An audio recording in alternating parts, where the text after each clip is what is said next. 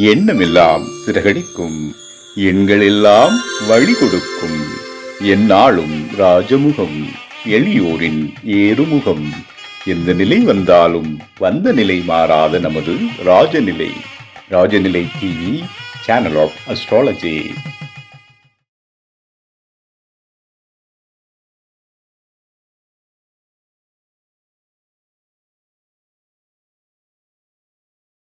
இவரது எண்ணியல் பார்வை பலரின் குழப்பங்களை தெளிவாக்கி வாழ்க்கையில் முன்னேற வேண்டிய பாதையை சிறப்பாக காட்டி வருகிறது. பெயரும் தேதியும் வெறும் தகவல்கள் இல்லை, இவைதான் வாழ்வில் மாற்றங்களே என்பதை விளக்குபவர் ராஜநிலை எண்கணித வித்தகர் உயிர் திரு RTN லால்குடி செந்தில் ஐயா அவர்களை ராஜநிலையின் சிறப்புகள் மற்றும் அம்சங்கள் என்ற அற்புத தலைப்பில் உரை நிகழ்த்த வருமாறு அன்போடு அழைப்பதில் பெருமை கொள்கிறது நம் ராஜநிலை. வாழ்க தமிழ்,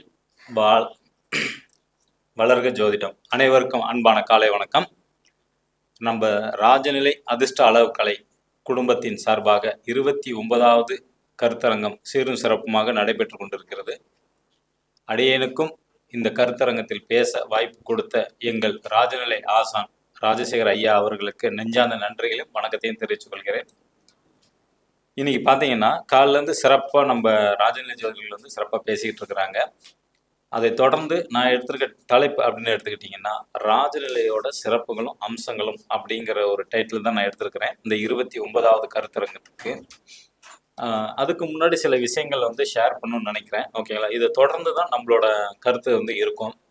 இன்னைக்கு ஒரு ஃபேஸ்புக்கில் வந்து பார்க்கும்போது சில சக ஜோதிட நண்பர்கள் வந்து என்னென்னா புதுசாக வந்து நெகட்டிவாக பேசினா மக்கள்கிட்ட வந்து ரீச் ஆகலாம் அப்படிங்கிற ஒரு தாட்ஸில் வந்து பார்த்துக்கிட்டிங்கன்னா சில நெகட்டிவான இதெல்லாம் சொல்ல ஆரம்பிச்சிருக்கிறாங்க. அது ஏங்கிறது எனக்கு வந்து புரியல. அதில் மொதல் விஷயம் என்ன அவங்க சொன்னாங்கன்னா, விதியை மாற்ற முடியாது அப்படிங்கிற அமைப்பை வந்து கொடுத்துருக்குறாங்க. ஃபேஸ்புக்கில் பேசும்போது பார்த்தேன், விதியை மாற்ற முடியாது, உங்களுக்கு என்ன கொடுப்பனை இருக்கோ அதை நீங்கள் அனுபவிக்கிறதுக்கு தான் வந்திருக்கீங்க அப்படின்னு மாதிரி சொன்னாங்க. நமக்கு யார் என்னங்கிறது தெரியாது, வந்ததை வச்சு நான் சொல்கிறேன். ஓகேங்களா, அவங்களுக்கு சில விஷயங்கள் வந்து தெரிய வாய்ப்பு இல்லையா அல்லது மறந்துட்டாங்களா அப்படிங்கிறது தெரியல. அந்த காலத்தில் வந்து புராண கதைகள் வந்து நிறைய இருக்குது. ஓகேங்களா, விதியை மாற்றிய புராண கதைகள் ஏகப்பட்டது இருக்குது. இரண்யகசிபுவோட கதையை நம்ம வந்து எடுத்துக்கலாம். பிரகலாதன் அவங்களோட பையன். ஓகேங்களா, அவர் வரம் இருந்து பல அமைப்பு வந்து பார்த்தீங்கன்னா இரண்யகசிபு வந்து வாங்கியிருக்கிறாங்க. ஆனால் அவருக்கு பிறந்த மகன் வந்து பார்த்துக்கிட்டிங்கன்னா நாராயண மட்டும்தான் வழிபாடு பண்ணிக்கிட்டு இருக்கிறாரு. ஓகேங்களா, அது அப்பாவுக்கு வந்து பிடிக்கல, கோபம் வருது. உடனே அந்த பையனை வந்து தன் தந்தை கோபமாக இருந்தாலும் தவறு யார் செஞ்சாலும் சுட்டி காட்டின அந்த பையன், ஓகேங்களா, இறைவன் இருக்கிறார் அப்படின்னு சொன்னதை வந்து அவரால் ஏற்றுக்க முடியல. ஏன்னா அந்த இரண்யகசிபு நான் தான் இறைவன் அப்படிங்கிற மாதிரி சொல்லிட்டு இருந்தவர். அப்போ அந்த பையனே நமக்கு வந்து எதிர்த்து இருக்கிறனால பையன் செத்தாலும் பரவாயில்ல அப்படின்னு சொல்லி ஃபர்ஸ்ட் வந்து விஷத்தை கொடுக்குறாங்க. ஆனால் அவரு அந்த விஷம் சாப்பிட்டு ஒன்றும் நடக்கலை. அடுத்தது யானையில் மிதிக்க செய்கிறாங்க, அதையும் ஒன்றும் பண்ண முடியல. மலையிலேருந்து தள்ளி விட்டுருக்குறாங்க, அப்பையும் வந்துட்டாப்ல. பாம்புகள் நிறைந்த இடங்கள்ல வந்து அந்த பையனை வந்து அடைச்சி வச்சாங்க, அப்பயும் உயிரோட வந்துட்டான். நெருப்பில் எரிக்க முற்பட்டாங்க, அப்பயும் உயிரோட வந்துட்டாங்க. ஸோ இந்த மாதிரி பல நிகழ்வுகள் வந்து அவருக்கு வந்து விதிங்கிற ஒரு அமைப்பு வந்து கொடுத்துருக்கு. ஓகேங்களா, அந்த விதியை மதியால மாற்றினது இறைவனை வந்து முழுமையாக நம்பணும். இங்கே தான் எல்லாரும் வந்து மிஸ்டேக் பண்ணுறாங்க, முழுமையாக நம்புறதே இல்லை யாருமே. ஓகேங்களா, இந்த பரிகாரம் அவர் சொன்னார் பார்த்தீங்களா, பேருக்கு சார் ஜோசியர் சொல்லிட்டாரு, பெற்றவங்களோட கடமை சொல்கிறாங்க, நம்ம போய் செஞ்சுட்டு வரோம் அப்படின்னா அது வந்து வேலைக்கு ஆகாது. உங்களோட நம்பிக்கை தான் ரொம்ப ரொம்ப ரொம்ப இம்பார்ட்டன்ட். அப்போ அந்த பையன் நாராயணனை முழுமையாக நம்பினாரு, நாராயணன் வந்து காப்பாற்றினார். கடைசியாக வந்து எங்கே இருக்கிறான்னு கேட்கும்போது இந்த கதை உங்களுக்கு தெரிஞ்சதான், தூணில் இருப்பார், துரும்புல இருப்பார், இங்கே இருப்பார் அப்படின்னு கேட்டால் இந்த தூணில் இருக்கிறார். ஏன்னா அவரோட மனக்கண்ணுக்கு அந்த பையனுக்கு தெரியுது இங்கே இறைவன் இருக்கிறான். தூணை உடைச்சா நம்ம நரசிம்மர் வந்து வெளியில் வராங்க. ஓகேங்களா, இது ஒரு கதை. அடுத்தது பாருங்க, கஜேந்திரன் யானை வடிவத்தில் உள்ளவர். ஓகேங்களா, அவர் வந்து குளத்துல போகும்போது முதல்ல பிடிச்சிக்கிச்சு. அவரும் வந்து பார்த்தீங்கன்னா விஷ்ணு பகவானை மனதார பிரார்த்தனை பண்ணும்போது விஷ்ணு வந்து தன் சக்கரத்தினால வந்து முதலையை வந்து கொண்டுட்டாங்கன்னு நம்ம கதை இருக்கு. அப்போ விதியே இதை வந்து மாற்ற முடியும். திரௌபதி கதை. ஓகேங்களா, அந்த சபையில் வந்து தன்னோட சேலை வந்து உருவினாலும் ஃபர்ஸ்ட் வந்து கையை இப்படி எடுத்து கும்பிட்டுட்டு இருந்தாங்க. அதுக்கப்புறம் மனம் உருகி கையை மேலே தூக்கின பிறகு கிருஷ்ண பகவான் வந்து சேலையை டன் கணக்கில் கொடுக்க ஆரம்பிச்சிட்டாரு. ஓகேங்களா? அப்ப நம்ம ஒரு தெய்வத்தை எப்படி வணங்குறோங்கிறது தான் ரொம்ப இம்பார்ட்டன்ட். அது நம்மளோட முன்னோர்கள் கரெக்டா சொல்லி கொடுத்துருக்காங்க. சில இடங்கள்ல சில பேத்துக்கு சொல்லி தரல. அதனால அவங்களுக்கு அந்த இறைவன் மேல வந்து பாத்தீங்கன்னா ஒரு நம்பிக்கை இல்லாம போயிடுச்சு. ஓகேங்களா? அடுத்தது வந்து கண்ணப்பன் நாராயணர்.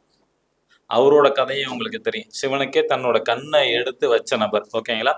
அங்க வந்து அது மாமிசம் அவர் படைச்சாலும் வேற எது பண்ணாலும் இறைவன் அது இல்லை. உண்மையான பக்திக்கு அவர் வந்து காட்சி கொடுத்தார். அப்புறம் நந்தனார். உண்மையிலே அவர் வந்து பாத்தீங்கன்னா அந்த காலத்திலே இந்த ஜாதி சமுதாயம் இதெல்லாம் வந்து வேறுபட்டு இருந்துச்சு. அவரோட பக்தி உண்மை அப்படின்னால நந்தி பகவானே வழிவிட்டு இறைவனை தரிசிக்க ஒரு அமைப்பு வந்து கொடுத்துச்சு. இதுக்கெல்லாம் முழு பக்தி தான் காரணம்.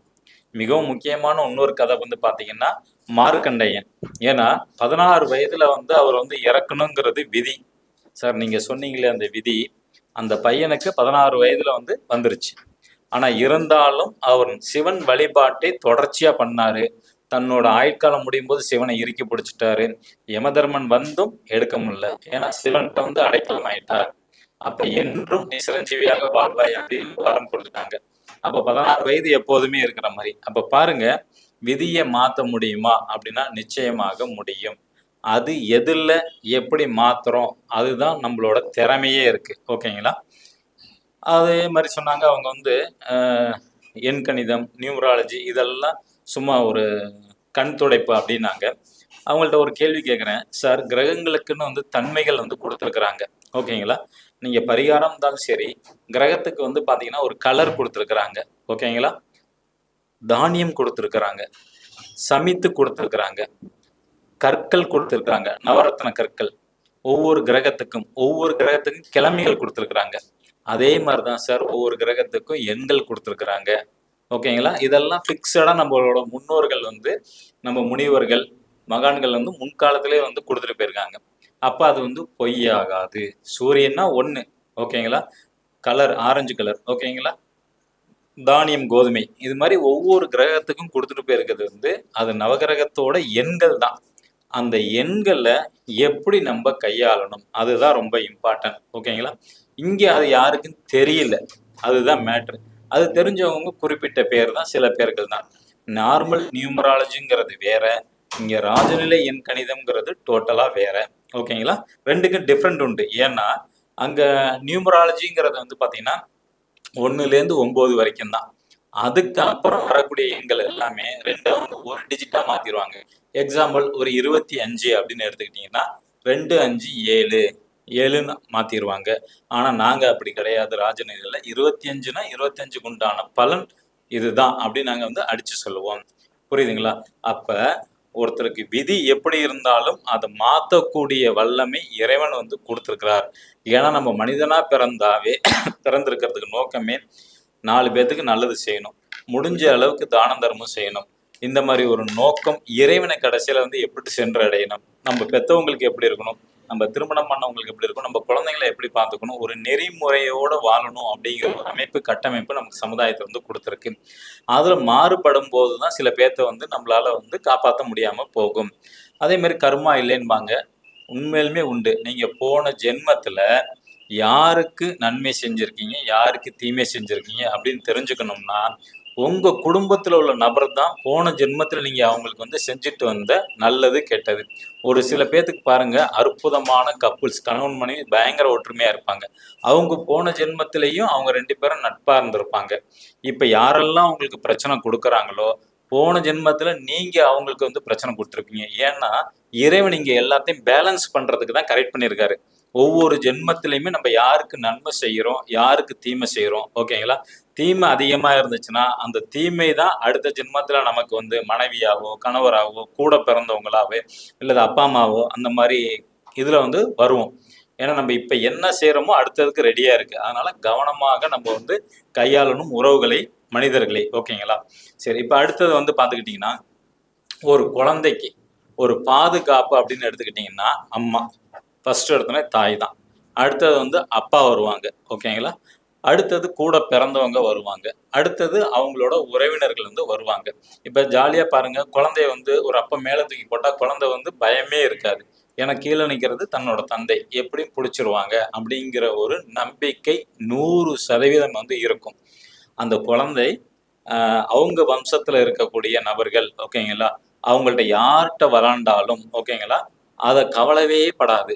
ஏன்னா அவங்க என்னை வந்து காப்பாத்துவாங்க அப்படிங்கிற ஒரு நம்பிக்கையோட அந்த குழந்தை வந்து தைரியமாக இருக்கும். வெளியில போனாலும் சரி, விளாண்டாலும் சரி, எது செஞ்சாலும் அவங்கள முழுசையா நம்பும். குழந்தையா இருக்கிற வரைக்கும் நாம் அனைவரும் முழுமையா நம்பணும். இதுதான் உண்மை. வளர வளர வளர என்ன ஆயிடுச்சுன்னா, அந்த நம்பிக்கை நமக்கு வந்து குறைய ஆரம்பிச்சிருச்சு. அது நம்ம உறவுக்காரங்கள்ட்ட மட்டும் இல்ல, இறைவன்ட்டையும் அந்த தன்மை வந்து குறைஞ்சிருச்சு. அப்ப நம்ம சின்ன வயசுலேருந்து நம்ம யார் மேலெல்லாம் 100% வந்து உண்மையே நம்ம வந்து நம்பிக்கையோட இருந்தோமோ, அந்த நம்பிக்கை இறைவன்ட்டையே வச்சிருந்தோம் சின்ன குழந்தையா இருக்கும்போது. அப்புறம் வளரும்போது அதெல்லாம் கட் ஆயிடுச்சு. அப்ப அந்த நம்பிக்கை வந்து உடைஞ்சு போனனால, நீங்க எவ்வளவுதான் பரிகாரம் செஞ்சாலும், அந்த பரிகாரம் வந்து பலிக்கிறதில்லை. புரியுதுங்களா? ஏன்னா, இப்ப அந்த கதையில சொன்ன மாரி, பிரகலாதன் வந்து தனைக்கும் இறைவன் பேரை சொல்லிக்கிட்டே இருந்தாப்புல. அந்த காலத்துல டிவி கிடையாது, யூடியூப் சேனல் எதுவுமே இல்ல. அதனால அவங்களுக்கு வந்து ஒண்ணு விவசாயம் அல்லது கோயில் கட்டுற பணி அல்லது போர், இந்த 3 தவிர வேற எதுவுமே கிடையாது. அப்ப அந்த பையன் வந்து தன்னால முடிஞ்ச அளவுக்கு இறைவன் பேர் சொல்லிக்கிட்டே இருக்கிறாங்க 24x7 வாய்ப்பு கிடைக்கும் போதெல்லாம். நல்லா புரிஞ்சுங்க. ஆனா இன்னைக்கு அப்படி இருக்கா? ஏதாவது ஒரு டைம் தான் சொல்றோம். இப்ப நீங்க ஒரு ஜாதகத்தை எடுத்து பாக்குறீங்க, அவங்களுக்கு வந்து தோஷம் இருக்குன்னு வந்து கோயிலுக்கு அனுப்புறீங்க. அந்த கோயிலுக்கு போகும்போது வந்து பாருங்க, அந்த ஒரு டைம் மட்டும் போயிட்டு வருவாங்க. போயிட்டு வந்தோடனே மாற்றங்கள் நடக்குமா அப்படின்னா, அந்த காலத்துல நடந்துச்சு. ஒரு 50, 60 வருஷத்துக்கு முன்னாடி. இப்ப அந்த வாய்ப்பு வந்து இல்லை. அந்த காலத்துக்கு இப்ப என்ன டிஃப்ரெண்ட் அப்படின்னு நீங்க தெரிஞ்சுக்கணும் ஃபர்ஸ்ட். அந்த காலத்துல வந்து பாத்துக்கிட்டீங்கன்னா, கோயிலுக்கு வந்து போனோம்னா பஸ் வசதி ரொம்ப கம்மியா இருக்கும். 3 நேரம் மட்டும்தான் வரும். காலையில, மதியானம், சாயங்காலம். ஓகேங்களா? அப்ப நம்ம போகக்கூடிய அப்பா அம்மா, எனக்கு தெரிஞ்சு சின்ன வயசுல எங்க தாத்தாலாம் பாத்தீங்கன்னா அப்பயே கட்டி சோறு கட்டிட்டு வந்து அந்த கோயிலுக்கு போயிருவாங்க. போனோம்னா சாயங்காலம் வரைக்கும் அந்த கோயில்ல தான் இருப்பாங்க. கும்பல் மேக்சிமம் இருக்காது. ஓகேங்களா? அப்ப அந்த கோயில் உள்ள எனர்ஜியை வந்து நம்ம ஃபுல்லா வாங்கிட்டு வர முடியும். ஆனா இன்னைக்கு ஃபெசிலிட்டி நிறைய இருக்கு. பைக் இருக்கு, கார் இருக்கு, ஆட்டோ இருக்கு, பஸ் 24x7. அப்ப நம்ம என்ன பண்றோம், அந்த கோயிலுக்கு உடனே போறோம். போய் அந்த ஜோசியர் சொன்னாங்க அந்த கோயிலுக்கு போய் அர்ச்சனை பண்ணு, அவ்வளவுதான். போனா டக்குன்னு அதுலயும் குறுக்கு வழி, 100 டிக்கெட் கொடு, 500 டிக்கெட் கொடு. நேரா போறது, தேங்காய் பழம் உடைக்கிறது ஒரு இடம், சாமியை பார்க்கறது ஒரு இடம். நேரா அங்க வந்து பார்த்து பேர சொல்லிட்டு போ போ. அப்ப நீங்க அங்கேருந்து என்ன வாங்கிட்டு வரீங்க, எதுக்கு உங்களுக்கு அனுப்புறாங்க, அதை முதல்ல வந்து தெரிஞ்சுக்கணும். அந்த கோயில்ல உங்க ஜாதக ரீதியா சூரிய பகவான் எப்படி இருக்கிறாங்க, சந்திரன் எப்படி இருக்கிறாங்க, இந்த மாதிரி ஒரு அமைப்புல பார்த்து இந்த கோயிலுக்கு போனா உங்களால அந்த எனர்ஜியை வாங்க முடியும் அப்படிங்கிற ஒரு நோக்கத்துல தான் அனுப்புறாங்க. ஆனா நம்ம என்ன பண்றோம், போறோம், டக்குன்னு பார்க்குறோம், உடைக்கிறோம், வந்துட்டோம். ஐயா நீங்க சொன்ன மாதிரி போயிட்டு வந்துட்டேன் அப்படிங்கிற ஒரே ஃபோன். அவ்வளோதான், வேலை முடிஞ்சு. உடனே எனக்கு நடக்குமா, கல்யாணம் நடக்குமா, குழந்தை பாக்கியம் கிடைக்குமா, இடம் வைக்க முடியுமா, இடம் வாங்க முடியுமா, டிரான்ஸ்ஃபர் கிடைக்குமா, இப்படிங்கிற அடுத்த கொஸ்டின் வந்துடும். ஐயா பொதுவாக வந்து கோயிலுக்கு போகிறதே கிட்டத்தட்ட 1 மணி நேரம் நீங்கள் அங்கே உட்காரணும். அப்பதான் அந்த எனர்ஜி வந்து வாங்க முடியும். இல்லைன்னா நீங்கள் போய் பிரயோஜனமே கிடையாது, போயிட்டு உடனே வரனால. செல்ஃபோனில் வந்து சார்ஜ் ஃபுல்லாக இறங்கிருச்சு, 0 வந்துருச்சு. அப்போ சார்ஜ் போகிறதுக்கு 1 ஹவர் ஆனால் தான் அது ஃபுல்லாக ஏறும். ஓகேங்களா? பாதி ஒரு 50% ஏறுனது ஒரு 1/2 மணி நேரத்தில் நீங்கள் எடுத்துட்டீங்கன்னா அது என்ன ஆகும், திருப்பி டவுன் ஆயிரும். அது மாதிரி நீங்கள் கோயிலுக்கு போகிறீங்கன்னா ஃபுல்லாக 1 ஹவர் 2 மணி நேரம் உட்காந்துட்டு வாங்க. அங்கே போய் கதை அடிக்க வேண்டாம். அங்கே உட்காந்து ஏதாவது ஒரு புக்கு, கதை புக்கு எடுத்துகிட்டு போனால் கூட சரி, நீங்கள் ஃபோனை தவிர்த்துட்டு புக்கை எடுத்து போய் படிச்சிங்கன்னா ரொம்ப நல்லது. அல்லது ஃபேமிலியோட போகிறீங்களா, உங்களுக்குள்ளார ஒரு கருத்து பரிமாற்றம் வந்து பேசுவீங்க. அங்கே போய் பக்கத்து வீட்டுக்காரன் இது பண்ணா, ஏற்ற வீட்டுக்காரன் அது பண்ணா, மாமா வீட்டில் இப்படி பண்ணாங்க, சித்தப்பா வீட்டில் இப்படி பேசுகிறாங்க, அந்த கதையெல்லாம் பண்ண வேண்டாம். ஏன்னா நீங்கள் கோயிலுக்கு போகிறதே நீங்கள் வளர்ச்சி அடையணும், நீங்கள் முன்னேறணும் ஒரு நோக்கத்தில் தான் போகிறீங்க. ஆனால் போய் அங்கே போய் என்ன பண்ணுறீங்க, மற்றவங்கள பற்றி தான் நீங்கள் நினச்சிக்கிட்டு இருக்கீங்க. உங்களை பற்றி 1% கூட நீங்கள் நினைக்க மாட்டேங்கிறீங்க. ஓகேங்களா? அவங்க வீடு வாங்கிட்டாங்க, கார் வாங்கிட்டாங்க, அவன் வந்து வெளிநாட்டுக்கு போகிறானாமே, அவன் இந்த படிப்பு படிக்கிறானாமே, அவன் நகை இந்த மாதிரி லட்சக்கணக்கில் வாங்கிட்டாங்க, பொண்ணுக்கு வரன் முடிச்சிட்டாங்க, பெரிய இடமாமே, இந்த மாதிரி பேசுறதுனால உங்களுக்கு என்ன பலன்? நீங்க எதுக்கு போறீங்க கோயிலுக்கு? நீங்க டெவலப் ஆகணும், அதுக்காண்டி தான் போறீங்க. நீங்க உங்களை பத்தி நினைச்சீங்களா, நான் நல்லா இருக்கணும், என் குடும்பத்துல இருக்கவும் நல்லா இருக்கணும், என் கணவர் நல்லா இருக்கணும், என் குழந்தைங்க நல்லா இருக்கணும், என் குழந்தை நல்லா படிக்கணும், குழந்தைகள் ஆரோக்கியமா இருக்கணும், நாங்க வாங்கின பணத்தை திருப்பி கொடுக்கணும், இந்த மாதிரி பாசிட்டிவா நினைக்கிறீங்களா? 1% கூட உங்களுக்காண்டி நீங்க நினைக்கிறதே இல்லை. 100% இது வந்து உண்மை. ஓகேங்களா? அப்ப இதுல இருந்து நம்ம வந்து மாறுபாடா வரணும். ஓகேங்களா? அதுக்கு என்ன சார் வழி? அதுதான் இந்த ராஜநிலையோட எண்கள். புரியுதுங்களா? இப்ப நம்ம டாபிக் உள்ளார வரதே உங்களுக்கு இவ்வளவு தூரம் கதைகள் வந்து சொல்லிட்டு வந்திருக்கேன். காரணம் வந்து பாத்தீங்கன்னா அப்பதான் உங்களுக்கு எளிமையா வந்து புரிஞ்சுக்க முடியும். இப்போ உங்களுக்கு கோயிலுக்கு போய் ஒரு பரிகாரம் பண்ணீங்கன்னா என்ன பலன்கிறது நீங்க தெரிஞ்சுக்கிட்டீங்க. புரியுதுங்களா? போயிட்டு உடனே நீங்க வந்துகிட்டு இருக்கீங்க. கோயில ஒரு கும்பலா இருக்கு. இப்ப பாருங்க திருச்செந்தூர் போனாலே எங்க போனாலும் கும்பல். அப்போ உங்களோட மனநிலை வந்து பாதிக்கத்தான் படும். உங்களுக்கு நடக்கக்கூடிய பரிகாரமோ பிரார்த்தனையோ அதுல கவனமே செலுத்த மாட்டீங்க. அப்ப இது கூட மாற்று கருத்து என்ன பண்ணணும் பாருங்க. பிரகலாதன் வந்து தினைக்கும் சாமிகிட்ட பேசிட்டு இருந்த மாதிரி, அப்ப நீங்க இன்னைக்கு காலகட்டத்துல என்ன ட்ரெண்ட்? மொபைல் தான். ஓகேங்களா? இந்த மொபைல்ல தான் நீங்க கம்யூனிகேஷன் எல்லாத்துக்குமே. காலைல ஏஞ்சோடனே மொபைலை பாக்குறீங்க. ஏன்னா அந்த காலத்துல வந்து அலாரம் வைக்கிறதுன்னு ஒரு கடிகாரம் இருக்கும். ஓகேங்களா? சின்னதா கரெக்டா 5 மணி 6 மணிக்கு வச்சு எந்திரிப்பாங்க, அதை அழுத்துவாங்க. ஆனா இன்னைக்கு எந்திரிக்கும் போதே போன், நம்ம பெட்ல படுத்திருக்கதே போன் தான். ஒவ்வொரு நிமிஷத்துக்கு நீங்க வந்து போனை பாக்குறீங்க. ஒரு 2 நிமிஷம் பாக்கெட்ல இருந்துச்சுன்னா யாரும் மெசேஜ் அனுப்பியிருக்காங்களா எடுத்து டக்குன்னு பாக்குறது, இல்லையா வைக்கிறது, திருப்பி எடுத்து பாக்குறது. உங்களுக்கு புரியுதுங்களா? அப்ப அதிகமான நீங்க செயல்பாடு பண்றது என்னது? மொபைல் தான். அப்ப இந்த மொபைல்ல நீங்க உங்க ஜாதகத்துக்கு தகுந்த மாதிரி அமைச்சிருக்கீங்களா? ஓகேங்களா? அதுதான் இந்த கான்செப்டே. அப்ப நம்ம ஜாதக ரீதியா அமைச்சிருக்கும் போது உங்களுக்கு உங்க ஜாதகத்துல எந்த கிரகம் வலிமை இருக்கு, வலிமை இல்லை, என்ன தோஷம் இருக்கு, அதை எப்படி சால்வ் பண்ணணும், அதுதான் இந்த ராஜநிலை. ஓகேங்களா? அப்ப அந்த எண்களை வந்து நீங்க கரெக்டா டியூன் அப் பண்ணி உங்க ஜாதகப்படி அதிர்ஷ்டமான செல்போன் எண் வச்சுக்கிட்டீங்கன்னா உங்களுக்கு அதிர்ஷ்டம் கிடைக்க போகுது. ஏன்னா அதுல உள்ள 10 நம்பரும் பாருங்க கிரகத்தோட எண்கள் தான். 1னா சூரியன், 2னா சந்திரன், ஓகேங்களா, 4னா ராகு, 7னா கேது, 9னா செவ்வாய். இந்த மாதிரி நவகிரகத்துள்ள எண்கள் தான் அங்க இருந்து இருக்கு. அப்ப நம்ம இதுல மாற்ற முடியாதது வந்து என்னன்னா, நீங்க பிறந்த டேட் ஆஃப் பர்த் மாத்தவே முடியாது. ஏன்னா அதுதான் விதி, குடுப்பனை. உங்களுக்கு வந்து அது வந்துருச்சு, அதை மாத்த முடியாது. 2வது நீங்க பிறந்த நேரம், அந்த டைமே நம்மளால மாத்த முடியாது. இது விதி பயன். இதுலேருந்து எப்படி நம்ம வந்து காப்பாத்தி நம்ம அடுத்த லைஃபுக்கு வந்து போறது, அதுதான் வந்து இம்பார்ட்டன்ட். இங்க வந்து பரிகாரம் சொல்லி அனுப்பும் போது உங்களுக்கு அந்த பரிகாரம் வந்து ஒரு டைம் தான் செய்ய போறீங்க. ஏன்னா தினைக்கும் செய்ய முடியாது. இப்ப இங்க வந்து கும்பகோணத்துக்கு பரிகாரம் அனுப்புறாங்க கோயிலுக்கு, நவகிரக கோயிலுக்கு அப்படின்னா நீங்க ஒரு தடவை தான் போக முடியும். அங்க உள்ளவங்களே பாத்தீங்கன்னா பக்கத்துல என்னதான் கோயில் இருந்தாலும் அவங்களால போக முடியாது. பொதுவா நம்மளே நம்ம ஊர்ல இருக்கும்போது நம்ம ஊர் கோயில் ஃபேமஸா இருந்தாலும் நம்ம போக மாட்டோம். வெளியூர்ல இருந்து வருவாங்க. ஓகேங்களா? நம்ம எப்பயாச்சும் ஒரு தடவை தான் போவோம். அது மாதிரிதான். அப்ப அந்த கோயிலுக்கு போகக்கூடிய காலங்கள்லாம் இப்ப குறைஞ்சிருச்சு. எல்லாம் வேலை, பணம் சம்பாதிக்க நோக்கத்துல போறாங்க. அப்ப அது மாற்றா நம்ம என்ன பண்ணணும்? நம்ம யூஸ் பண்ணக்கூடிய மொபைல் நம்பர் சரியா வச்சுக்கிட்டாவே போதுமானது. ஓகேங்களா? ஏன்னா இந்த குழந்தைங்களுக்கு எப்படி பாதுகாப்போ அதே மாதிரிதான் உங்களுக்கு உங்களை பாதுகாக்கிறது இந்த ராஜநிலையோட அதிர்ஷ்டமான எண்கள். இதோட சிறப்புகள் வந்து பாத்துக்கிட்டீங்கன்னா, இப்ப பரிகாரம்னா உங்களுக்கு ஒரே ஒரு கோயில் மட்டும் சொல்லுவாங்க. இல்ல அதிகபட்சம் ஒரு 5-6 கோயில் கூட சொல்லலாம். ஓகேங்களா? அது உங்களால செய்ய கூட முடியாது. அதனால கூட ஒரு 5-6 கோயில் கூட அனுப்புறாங்கன்னு வச்சுங்க. ஆனா சில பேர் செய்யவும் முடியும். ஆனா வெற்றி வாய்ப்பு வந்து கம்மியா தான் இருக்கும். ஏன்னா நம்ம எந்த ஒரு செயலும் தொடர்ச்சியா செய்யணும். ஓகேங்களா? அதுதான் ரொம்ப இம்பார்ட்டன்ட். அப்ப இந்த ராஜநிலையோட எண்கள் வந்து எங்கெங்கெல்லாம் வருது, அதோட சிறப்புகள் வந்து பாருங்க. நீங்க பிறந்த டேட் ஆஃப் பர்த்தை மாத்த முடியாது, பிறந்த நேரத்தை மாத்த முடியாது. 2ம். ஓகேங்களா? எதெல்லாம் மாத்தலாம்?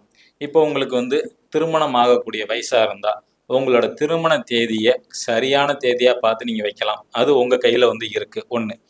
2வது உங்களோட மொபைல் நம்பர். ஏன்னா இதெல்லாம் லைஃப் லாங் நீங்க கொண்டுட்டு போகக்கூடியது. ஏன்னா இது ஒரு நாள் கிடையாது. ஏன்னா ஃபோன் நம்பர் எடுத்துட்டீங்க அப்படின்னா அதை தொடர்ச்சியா லைஃப் லாங்கா நீங்க பேச போறீங்க. அப்ப அந்த நவகிரகங்கள் உங்களுக்கு வந்து துணை புரியும். 2 வந்து உங்களால பண்ணக்கூடிய விஷயங்கள் வந்து பாத்துக்கிட்டீங்கன்னா மொபைல் நம்பர். 3வது வாகன எண், 2 வீலர். நீங்க பயணம் செய்யக்கூடிய வண்டி, அது 2 வீலரா இருக்கட்டும், காரா இருக்கட்டும், உங்களுக்கு தேவை ஒரு சேஃப்டி. உங்களை ப்ரொடெக்ட் பண்றது எப்படி குழந்தைய அப்பா அம்மா ப்ரொடெக்ட் பண்றாங்களோ அதே மாதிரி இந்த எண்கள் உங்களை பாதுகாப்பாக வழி நடத்தும் எப்போதுமே. புரிஞ்சுங்க. ஏன்னா இது வந்து உங்களுக்கு ஒரு அப்பா, ஒரு அண்ணன், அம்மா, அக்கா, இந்த மாதிரி தான் உங்களுக்கு வந்து அந்த எண்கள் வந்து ப்ரொடெக்ட் பண்ணும், பாதுகாப்பாக இருக்கும் எப்போதுமே. அப்ப அந்த வாகன எண்களை வந்து நீங்க அதை கொண்டுட்டு வரலாம். 3வது வந்து பார்த்துக்கிட்டிங்கன்னா இன்னைக்கு பாஸ்வேர்டு எல்லாத்துலேயும் வந்துருச்சு. ஏடிஎம் பின் நம்பருக்கு ஒரு பாஸ்வேர்டு வரும். நீங்க ஜிபே, ஃபோன்பே இல்லை உங்களோட அக்கௌண்ட்ல வந்து டிரான்ஸ்ஃபர் பண்றதுனாலும் ஒரு நம்பர் வந்து கேட்கும். அப்ப இந்த நம்பரும் உங்க ஜாதகப்படி வச்சிருக்கீங்களா? பணத்தை ஈர்க்கிற மாதிரி வச்சிருக்கீங்களா? இல்லை இருக்கிற பணத்தை காலி பண்ற மாதிரி வச்சிருக்கீங்களா? அதுதான் முக்கியம். ஓகேங்களா? அப்ப அந்த எண்களும் நம்ம ராஜநிலையோட எண்களா இருக்கணும். அந்த எண்கள் உங்க ஜாதகத்துக்கு ஒத்து போற மாதிரி இருக்கணும். அதுதான் வந்து இங்க முக்கியமான விஷயமே. ஓகேங்களா? 3. அடுத்தது வந்து பாத்துக்கிட்டீங்கன்னா காலையில நம்ம ஏந்திரிக்கக்கூடிய டைமிங் ஃபர்ஸ்ட், ஓகேங்களா?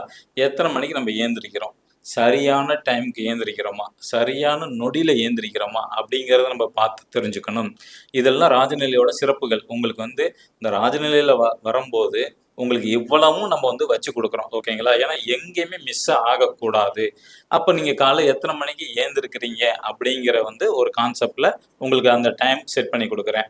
அடுத்தது வந்து பார்த்தீங்கன்னா, நீங்க எத்தனை மணிக்கு ஆஃபீஸுக்கு போகணும், எத்தனை மணிக்கு ஆஃபீஸில் போய் நீங்கள் சேரில் உட்காரணும், இதெல்லாம் டைமிங். அந்த வடிவேல் சொல்லுவார் பார்த்தீங்களா ஒரு படத்தில், தம்பி ஏன் நாய் குலைக்குது, ஆனால் பிஸ்கட் தீர்ந்துருச்சுனே அப்படின்பாங்க. 2 பிஸ்கட் கொடுத்தனையா அப்படின்மா, போகிறதுக்கு ஒன்று வர்றதுக்கு ஒன்று. உங்களுக்கு தெரியும் பார்த்தீங்களா? அதே மாதிரி தான் இந்த டைமிங்கும் வந்து பார்த்துக்கிட்டிங்கன்னா, நீங்கள் காலைல ஏந்திரிக்கிறதா இருக்கட்டும், ஆஃபீஸ்க்குள்ளார போகிறதா இருக்கட்டும், ஆஃபீஸில் போய் உட்கார நேரமாக இருக்கட்டும், இதெல்லாம் ஃபஸ்ட்டு கொஞ்சம் சிரமமாக தான் இருக்கும். ஏன்னா நம்ம வாழ்க்கையில் அப்படியே ஓடிக்கிட்டே இருந்துட்டோம். திடீர்னு எதுனா மாற்றணும்னா மாற்றுறது கொஞ்சம் கஷ்டம். கொஞ்சம் கொஞ்சமாக மாற்றுங்க. நான் கிட்டத்தட்ட ஒரு 1.5 வருஷமாக அதை முயற்சி பண்ணி மாற்றின பிறகு தான் லைஃப்பில் நல்ல ஒரு சக்ஸஸ் வந்திருக்கேன், ஓகேங்களா? அதுக்கப்புறம் வந்து பார்த்துக்கிட்டிங்கன்னா, வண்டியை ஸ்டார்ட் பண்ணக்கூடிய நேரமும் இம்பார்ட்டன்ட். இப்போ நீங்கள் ஃபேமிலியோட ஒரு டூர் போகிறீங்க, ஃபேமிலியோட ஒரு கல்யாணத்துக்கு போகிறீங்க அப்படின்னா, அப்போ வேனில் அரேஞ்ச் பண்ணி போகிறீங்க, காரில் போகிறீங்க. ஆஃபீஸ்க்கு நீங்கள் காரில் போனாலும் சரி, நீங்கள் வண்டியில் உட்காந்து ஸ்டார்ட் பண்ணக்கூடிய நேரம் பர்ஃபெக்டாக இருந்துச்சுன்னா உங்களுக்கு அந்த பயணம் வந்து தடை செய்யாது, ஓகேங்களா? வீட்டிலேருந்து கிளம்பக்கூடிய நேரமும் சூப்பர். இதை பொறுத்த வரைக்கும் எல்லாமே நேரம், டைமிங் தான். இது மாதிரி நீங்கள் வந்து ஃபாலோ பண்ண ஆரம்பிச்சிங்கன்னா கண்டிப்பாக உங்களுக்கு ஃபஸ்ட்டு வந்து ஒரு மன நிம்மதி வந்து கொடுக்கும். மன நிம்மதி உங்களுக்கு தெளிவாயிடுச்சு அப்படின்னா நீங்கள் அந்த குளத்துல இருக்க மீனை ஐடென்டிஃபை பண்ண முடியும், கரெக்டாக தூண்டில் போட்டு எடுக்க முடியும். அப்போ இன்னைய காலகட்டம் வரைக்கும் மனிதர்களுக்கு வந்து பார்த்தீங்கன்னா மனம் குழம்பி இருக்கு, முடிவு எடுக்க முடியல, முடிவில் வந்து ஒரு குழப்பம் இருக்கும்.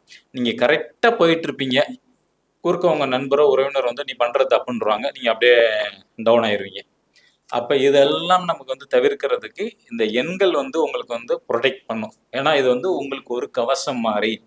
வீரன் கையில் எப்படி ஆயுதங்கள் இருக்குதோ, கேடயமும் கத்தியும் இருக்குதோ, வாள் இருக்குதோ, அதே மாதிரி தான் இந்த ராஜநிலை எண்கள் ஒவ்வொருத்தருக்கும் ஒரு கேடயம் மாதிரி இருக்கு நான் சொல்றேன். அதுதான் அதோட சிறப்பு அம்சமே நான் சொல்றேன். ஏன்னா உங்களை ப்ரொடெக்ட் பண்றதுக்கு இவ்வளவு விஷயங்கள் இருக்கு.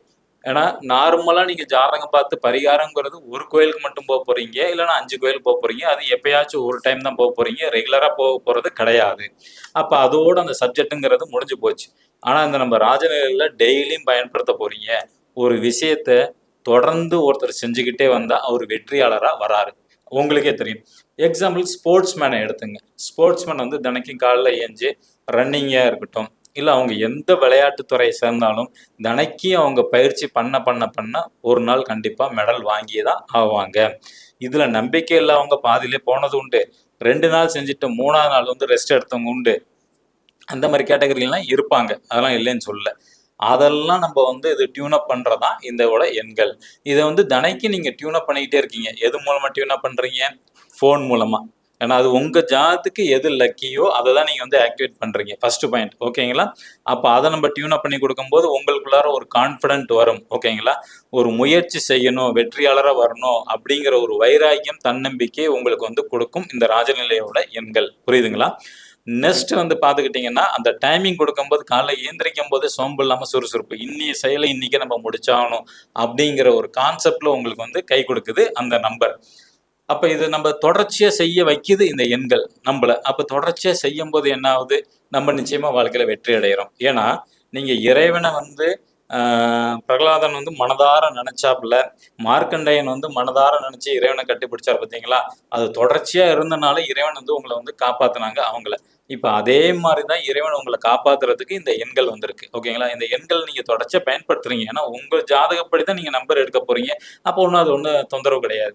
அப்ப அதை எடுத்து தனக்கு பயன்படுத்தும் போது இறைவன் உங்க கூட இருக்கிறார். நீங்க எந்த கோவிலுக்கு போய் பிரார்த்தனை பண்ணணும்னு நினைக்கிறீங்களோ அந்த இறைவன் உங்கள்கிட்ட வந்து பேசுவார், ஓகேங்களா? பேசுவாருங்கிறது வந்து உங்களை வந்து காப்பாற்றுவாங்க. இது எப்படி சார் உணர முடியும் அப்படின்னா, ஒரு சிறந்த எக்ஸாம்பிள் நான் தான். என்னன்னா, எனக்கும் சரி எங்களோட வம்சத்துல முன்னோர்களுக்கு சரி யாருமே ஜோதிடத்துறையில இருந்தது கிடையாது. அடியேன் தான் ஃபர்ஸ்ட் இந்த ஜோதிடத்துறையில. ஏன்னா எனக்கு வந்து அவ்வளோ பரிகாரம் வந்து பண்ணோம், திருமணம் லேட்டுங்கிறது. எனக்கு ஒரு காலகட்டத்தில் வந்து ஜோதிடம் உண்மையா பொய்யா அப்படிங்கிற ஒரு கேள்வி வந்துருச்சு, ஓகேங்களா? அப்போ இறைவன்ட்ட நான் கேட்டுக்கிட்டே இருக்கேன். என்னப்பா ஒவ்வொருத்தரும் ஒவ்வொரு ஜோசியர் ஒவ்வொரு இடத்துக்கு சொல்றாங்க. ஒவ்வொரு இடத்துக்கும் எனக்கு வந்து அவ்வளவு சொன்னாங்க. இந்த நட்சத்திரம் தான் போணும், இத்தனை மணிக்கு தான் போணும். அங்கெல்லாம் பஸ்ஸே கிடையாது. ஒரு 10, 15 வருஷத்துக்கு முன்னாடி வச்சுங்களேன்.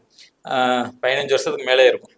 அப்பெல்லாம் கண்டுபிடிச்சு முத நாளே போய் அங்கே போய் எத்தனை மணிக்கு கோயில் திறப்பாங்க, என்ன ரூட்டு எல்லாங்கிறத கேட்டு இது பண்ணும்போது ஒரு காலகட்டத்தில் வந்து வெறுத்துட்டேன். என்னடா இப்படி இருக்கே இறைவா, நீ என்னதான் சொல்ற, உன்னை ஜோசியர் உண்மையா அல்லது ஜோதிடம் உண்மையா, யார் எது செய்கிறாங்களே தெரியல அப்படின்னு கேட்கும்போது ஜோதிடம் படிக்கிறதுக்கான எனக்கு ஒரு வாய்ப்பு கிடைச்சிச்சு.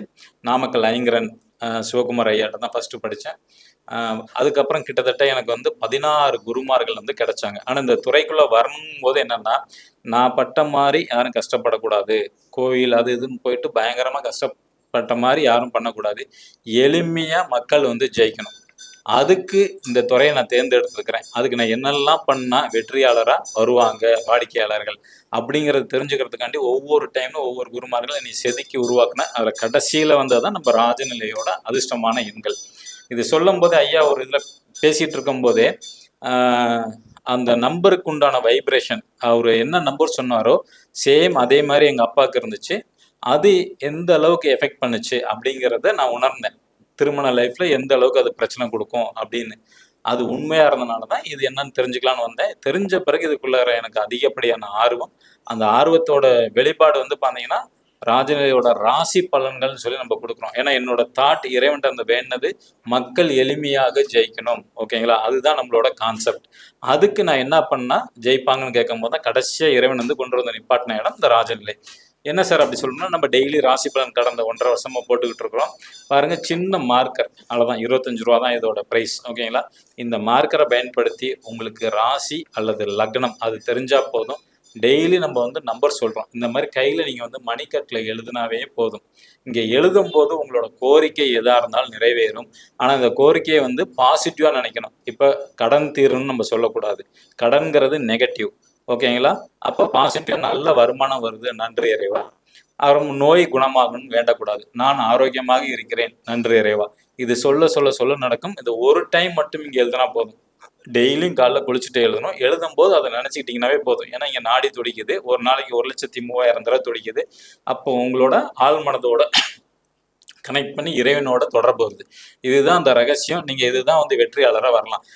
முன்னாடி சொன்ன மாதிரி பாருங்க, ஒரு விஷயத்தை நம்ம வந்து டெய்லி செய்யணும் 24x7. ஓகேங்களா, அப்போதான் அந்த காரியம் வெற்றி அடையும். அப்போதான் அவங்க வாழ்க்கையில் வெற்றியாளராக மாறுவாங்கன்னு நம்ம வந்து சொல்லியிருக்கிறோம். ஓகேங்களா, எக்ஸாம்பிள் புராண கதைகள். அதே மாதிரி தான் இங்கேயே நான் உங்களுக்கு சொல்கிறேன். நீங்கள் நாடியில் ஒரு டைம் மட்டும்தான் காலையில் குளிச்சுட்டு வந்து எழுதுறீங்க. ஆனால் இங்கே நாடி துடிச்சுக்கிட்டே இருக்கும்போது இந்த எண்களுக்கு உண்டான வைப்ரேஷன் கண்டிப்பாக கொடுக்கும். என்ன சார் அடிச்சு விட்றீங்க உண்மையா அப்படின்னா, நிறைய எனக்கு எக்ஸாம்பிள் இருக்கு. ஜனவரி 1, 2026 டெல்லியில் ஃப்ரெண்டோட அக்கா ஒருத்தங்க கொஞ்சம் நோயெல்லாம் இருக்கு, என்ன பண்ணுறதுன்னு கேட்டாங்க. நான் நம்மளோட நிகழ்ச்சியை பாருங்க, டெய்லி ராசி பலனில் வந்து உங்கள் 12 ராசிக்கு உண்டான எண்கள் சொல்லிட்டு இருக்கிறேன். நீங்கள் மனதார நினச்சிக்கிட்டு உங்களுக்கு என்ன தேவை, அவங்களுக்கு வந்து ஆரோக்கிய குறைவு தான் இருந்துச்சு. சரி, நான் ஆரோக்கியமாக இருக்கிறேன் அப்படின்னு சொல்லிட்டு எழுதிட்டு வாங்க, 28 நாள் சரியாக போகும்னு சொன்னேன். அதே மாதிரி 100 நாள் நமக்கு டைம். அவங்களுக்கு வந்து ஜனவரி 1 ஆரம்பித்தாங்க. கரெக்டாக 28ஆம் தேதி முடிஞ்சு 29 எனக்கு வாட்ஸ்அப்பில் மெசேஜ் போடுறாங்க. சார் நீங்கள் சொன்ன மாதிரி அற்புதமாக எனக்கு வேலை செஞ்சுருக்கு. என்னோட ராசிக்கு, ஏன்னா டெல்லியில் இருக்கனால காலைல 6 மணிக்கு எழுந்துச்சி எழுதிடுவாங்க. 11 மணிக்கு குளிச்சுட்டு திருப்பி எழுதுறேன். நாங்கள் பரவாயில்ல எழுதிக்கிங்கன்னு 28 நாளில் அவங்களுக்கு 3 கிலோ வெயிட் குறைஞ்சிருக்கு. அவங்க என்ன நினச்சாங்களோ அந்த உடம்புல இருக்க ஹார்மோன்ஸ் எல்லாம் பேலன்ஸ் சரியாயிருச்சு. ஓகேங்களா, நான் திருப்பி அதான் சொன்னேன், சரி உங்களுக்கு இது வேண்டுதலாக கிடையாது, உங்களுக்கு ஒரு இதுதான் கொடுத்துருக்கு. ஒவ்வொரு 100 நாளைக்கு உங்களுக்கு என்ன தேவை பிரபஞ்சத்திட்ட நீங்கள் கேட்குறீங்க. திருமணம் நடக்கணுமா, உங்கள் குழந்தைக்கு திருமணம் இருந்தாலும் சரி, உங்களோட வாரிசு வேணும்னாலும் சரி, எது வேணாலும் கேட்கலாம் பிரபஞ்சத்திட்ட. ஆனால் பாசிட்டிவாக கேளுங்க, அவ்வளவுதான். நம்மளோட டெய்லி ராசி பலனில் பாருங்க, அந்த 12 ராசிக்கும் வந்து எண்கள் வந்து கொடுக்குறோம். ஓகேங்களா, ஸோ இந்த மாதிரி ஒரு அற்புதமான விஷயம் வந்து வேற எதுலேயுமே நான் இல்லைன்னு வந்து ஆணித்தரமாக சொல்லுவேன். ஏன்னா மற்றது எல்லாமே பரிகாரங்கிறது ஒன்லி கோயில் மட்டும்தான், அது நம்ம ஒரு டைம் தான் செய்யப்படுறோம். ஆனால் இங்கே நம்ம ராஜநிலையோட பாருங்க, எல்லாமே 24x7. வாகனம் என்ன இருக்கட்டும், மொபைல் நம்பராக இருக்கட்டும், பாஸ்வேர்டாக இருக்கட்டும், நீங்கள் வீட்டிலேருந்து கிளம்புறதா இருக்கட்டும், ஆஃபீஸ் போகிற டைமாக இருக்கட்டும், இது மாதிரி ஏகப்பட்டது வந்து இதில் ஒளிஞ்சிருக்கு. புரியுதுங்களா, உங்களுக்கு ஒன்று மட்டும் கிடையாதுங்க. ஏன்னா மற்ற எல்லாமே ஜோதிடத்தில் வந்து ஒன்றே ஒன்று தான், ஒரே ஒரு பரிகாரம். ஏதாவது ஒரு கோயில் 2 கோயில் தான் வரும். ஆனா இங்க நம்ம ராஜநிலையோட சிறப்பே வந்து எண்கள் தான், அந்த டைமிங் தான். அந்த டைமை வந்து நம்ம இப்படியெல்லாம் பிரிச்சு கொடுக்குறோம். அப்ப கண்டிப்பாக உங்களுக்கு வந்து இந்த எண்கள் அனைத்தும் உங்களை வந்து காப்பாற்றும், பாதுகாப்பா இருக்கும், வெற்றியாளரா உங்களை வந்து மாற்றும். ஆனா இது எல்லாமே நம்பிக்கையோட நீங்க செஞ்சாதான். நம்பிக்கை இல்லைன்னா அது வேஸ்ட். இது மட்டும் இல்லை, நீங்க வேற எது செஞ்சாலும் நம்பிக்கை இல்லாத மனிதர்கள் வந்து வாழ்க்கையில வந்து ஜெயிக்கவே முடியாது. புரியுதுங்களா? அடுத்தது வந்து பாத்துக்கிட்டீங்கன்னா நமக்கு வந்து என்ன மைனஸ் பாயிண்ட் இருந்தாலும் இது பிளஸ்ஸா மாத்துறது தான் வந்து இந்த ராஜநிலையோட எண்களோட அமைப்பு வந்து உண்டு. ஓகேங்களா? இதுல வந்து நம்ம வாழ்க்கைக்கு என்னென்ன தேவைங்கிறத முடிவு பண்ணிட்டு நம்ம வந்து எடுத்துக்கலாம். ஓகேங்களா? அதுல உங்களுக்கு பாசிட்டிவாக தான் 99% வந்து வரும். அதே மாதிரி நான் சொன்னேன், இதுக்கு ஒரு எக்ஸாம்பிள் கூட சொல்லியிருந்தேன் பார்த்தீங்களா? என்னன்னா, நான் ஒரு வாகனம் வந்து வாங்கினேன் 2024 2024 ஆகஸ்ட் மாதம் வண்டியை வந்து எடுத்தோம். ஓகேங்களா? கரெக்டாக ஒரு 3 மாதம் 2024 நவம்பர் லாஸ்ட் ஒரு 25லேருந்து 30 தேதிக்குள்ளார அந்த வாகனத்தில் போகும்போது கீழே விழுந்து காலில் அடிபட்டு காலில் வந்து கட்டு போட்டிருந்தேன். அப்போ எல்லாருமே மச்சிலேருந்து எல்லாரும் கேட்டாங்க, நீங்கள் வந்து பார்த்து நம்பர் எடுத்தீங்க, நீங்கள் படித்த சப்ஜெக்ட் ராஜநிலையை பற்றி உள்ள எண்கள் தான் எடுத்தீங்க, ஆனால் உங்களுக்கு வந்து அடிபட்டுருச்சு அப்படின்னு மாதிரி சொன்னாங்க. நான் சிரிச்சுக்கிட்டே சொன்னேன், ஆக்சுவலாக நான் இருக்கிறது லால்குடி ஏரியா, வீடு ஷிஃப்ட் பண்ணலான்னு மனச்சநல்லூர் சைடு வந்து வீடு பார்த்தோம். ஒரு 25லேருந்து 30 கிலோமீட்டர் வரும். அது போகும்போது ஒரு ரூட்டில் போனோம், வரும்போது ஆக்சுவலாக அதே மாதிரி பைபாஸில் வந்துடலான்னு ஃபஸ்ட்டு தோணுச்சு. ஓகேங்களா? ஆனால் என்னமோ தெரில, மனது வந்து சமயபுரம் உள்ளார போயிட்டு போ அப்படின்னு சொன்னோன்னே நான் ஒய்ஃபோட தான் வந்தேன். சரி வாப்பா பைபாஸில் வேணால் இங்கிட்டே போகலாம் அப்படின்ட்டுன்னு இங்கிட்ட பைபாஸில் இல்லாமல் சமயபுரம் கோயில் வழியாக வந்தோம். வரும்போது தான் ஒரு டேனிங்லேருந்து கீழே விழுந்தான். ஓகேங்களா? அப்போ இறைவன் எனக்கு ஆக்சுவலாக விதிக்கப்பட்ட விதி, சின்னதாக கட்டு போடணுங்கிறது விதி. ஓகேங்களா? அந்த விதியை வந்து மாற்றி ஆகணும். அப்போ இந்த எண் என்னை வந்து ப்ரொடெக்ட் பண்ணியிருக்கு. நான் பைபாஸில் போயிருந்தா என்ன ஆகும்? ஏன்னா வரிசையாக பின்னாடி வந்து சென்னையிலேருந்து வர வண்டி எவ்வளோயோ இருக்குது, உங்களுக்கு தெரியும். அதே மாதிரி இங்கிட்டு மதுரையிலேருந்து வருது. அப்போ நமக்கு வரக்கூடிய ஆபத்தை அதை விலக்கி காப்பாற்றுறது தான் இந்த எண்கள். ஓகேங்களா? இது வந்து ஃபுல்லாக வந்து காப்பாற்ற தான் செய்யும். உங்களுக்கு ஏற்கப்பட்ட விதி, தலைக்கு வந்தது தலைப்பாடோது போன்னு சொல்லுவாங்க பார்த்தீங்களா? அதனால இது பெரிய லெவலில் எனக்கு வர வேண்டியதை சின்னதாக இந்த எண்ணெய் வந்து எனக்கு காப்பாற்றிருக்கு. ஏன்னா கரெக்டாக அப்போ தான் 3 மாதம் தான் ஆகுது. ஆகஸ்ட் மாதம் எடுத்திருக்கோம், ஆகஸ்ட், செப்டம்பர், அக்டோபர், நவம்பர் லாஸ்ட்ல அந்த மாதிரி ஆயிருக்கு. அப்போ நம்மள அதை வந்து காப்பாற்றிருக்குன்னு தான் நம்ம வந்து எடுத்துக்கணும். அதை போய் மைனஸ் நீங்கள் நினச்சிங்கன்னா நீங்கள் அங்கே தான் தோத்துறீங்க. ஏன்னா என்னோட நண்பர் ஒருத்தர் சென்னையில் இருக்காங்க, அவங்களுக்கும் வாகன எண் வந்து கேட்டிருந்தாங்க, அவங்க மிஸ்ஸஸுக்காண்டி எடுத்து கொடுத்தேன். நம்ம சிறப்பான நம்ம ராஜநிலை எண்கள் தான் எடுத்து கொடுத்தேன். நல்லா இருந்துச்சு. 8 மாதம் கழிச்சு அவங்க பாத்ரூமில் வந்து ஸ்லிப் ஆகி வலிக்கு அடிபட்டுருச்சு. எனக்கு அதுக்கப்புறம் இன்னொருத்தங்க மூலமாக தான் அது தெரிய வந்தது. அப்போ அவர்கிட்ட சொன்னேன், இதே அவங்களுக்கு விதி அடிபட்டு பெரிய லெவலில் வரணும்னு இருந்திருக்கு. ஓகேங்களா? ஏன்னா வெளியூரில் போய் ஒருத்தங்க ஸ்டே பண்ணியிருக்கும் போது கண்டிப்பாக பெரிய லெவலில் வர்றதை இந்த எண் அவங்கள வந்து காப்பாற்றிருக்குன்னு ஏன் நீங்கள் நினைக்கல அப்படின்னு. அவங்களுக்கு ஒரு செகண்ட் அப்படியே ஆஃப் ஆகிட்டாங்க. ஆமாம், ஏன் இப்படி நம்ம யோசனை பண்ணல? ஏன்னா நம்ம எப்போதுமே நம்ம பாருங்க, நெகட்டிவாக பார்த்து நெகட்டிவான எண்ணங்கள் தான் அதிகமாக இருக்குது. அதில் என்ன பாசிட்டிவ் இருக்குங்கிறத நம்ம வந்து பார்க்க மறந்துடும். இதே அவங்களுக்கு ஒரு பெரிய லெவலில் வந்து கண்டம் வந்திருக்கலாம், பாத்ரூமில் ஸ்லிப் ஆகி மண்டையில் அடிபட்டு பெரிய லெவலில் காயம் ஏற்படலாம், அல்லது வெளியில் போகும்போது விபத்துங்கிறது ஒரு தவறான எண்ணம் இருந்தால் கண்டிப்பாக வந்து நடந்திருக்க வாய்ப்புகள் உண்டு. அப்போ இவங்களுக்கு விதிக்கப்பட்ட விதி பெரிய லெவலில் நடக்கணும். ஆனால் நம்ம எண்கள் வந்து அவங்கள காப்பாற்றியே தீரணும். ஏன்னா 100% வந்து இது வந்து இறைவனால் கொடுக்கப்பட்டது. அப்போ இதை வந்து கண்டிப்பாக காப்பாற்றுங்கிற போது அந்த விதியை தடுக்குது. அதுதான் முக்கியம். தலைக்கு வந்த பெரிய அடியை சின்னதாக காயமாகி கொடுத்து காப்பாற்றி கொடுத்துருக்கு. இல்லைன்னா அது பெரிய லெவலில் வந்து நமக்கு வந்து வந்திருக்கும். இது மாதிரி ஏகப்பட்ட விஷயங்களை வந்து நம்ம சொல்லிகிட்டே போகலாம் ராஜநிலையோடது. வருங்காலங்களில் ஒவ்வொரு கருத்தரங்கத்திலையும் நான் இதை பற்றி நான் வந்து ஷேர் பண்ணுறேன். இந்த அற்புதமான எனக்கு வாய்ப்பு கொடுத்த எங்கள் ராஜநிலை ஆசான் ராஜசேகர் ஐயாவுக்கு நெஞ்சார்ந்த நன்றியை தெரிவிச்சுக்கிறேன். நம்ம ராஜநிலை டிவிக்கு எப்போதுமே எந்த நேரத்திலும் எல்லா இடங்களிலும் எல்லா நேரங்களும் உறுதுணையாக இருக்கிற மேனேஜர் மெய்யர்ஷன் அவர்களுக்கும், தொகுப்பாளர் நவராஜ் மலையரிசி அவர்களுக்கும், கணக்காளர் கௌசிகா அனைவருக்கும் என் வாழ்த்துக்களையும் பாராட்டுகளையும் தெரிவித்துக் கொள்கிறேன்.